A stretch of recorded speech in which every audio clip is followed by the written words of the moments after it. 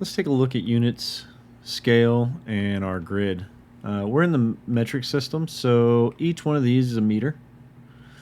And then you'll notice that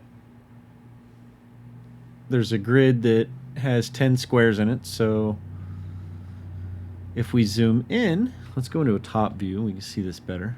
And we zoom in, we have centimeters here. So there's 10 centimeters to a meter, right?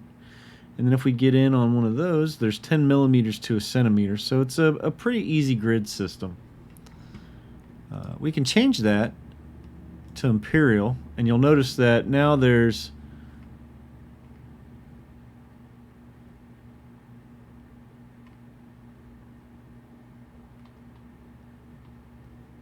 I believe that's 1, 2, 3, 4, 5, 6, 7, 8, 9, 10, 11, 12. So those are your inches and a foot.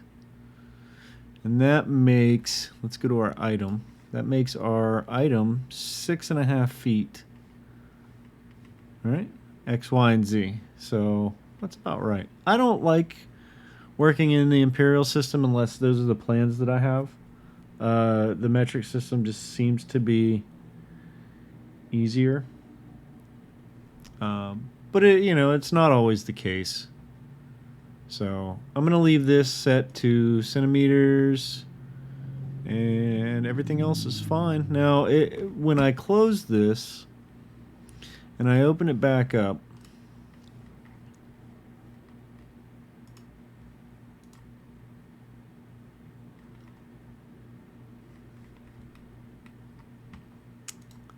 if I come back over here, it's reset back to what it was. So you need to save it with your scene if you want it to be different than meters. I'm not going to worry about it.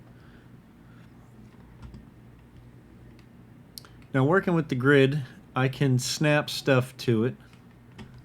Here, we're on increment, right? And we can absolute grid snap. So let's turn that on. So now if we move, you can see that it's snapping to that grid. So if we wanted to, let's say SY.5, we'll make a wall here. SX2.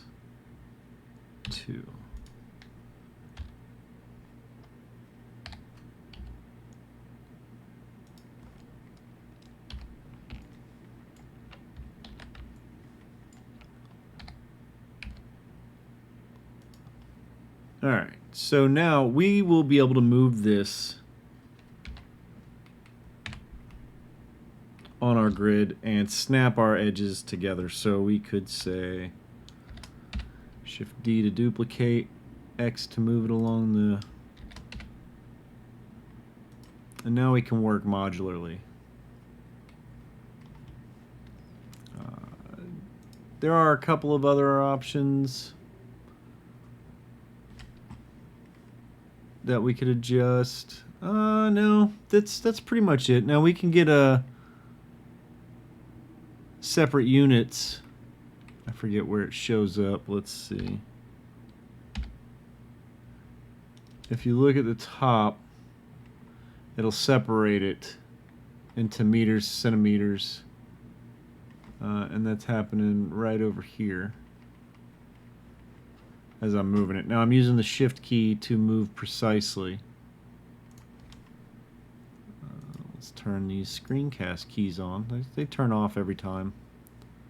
Alright.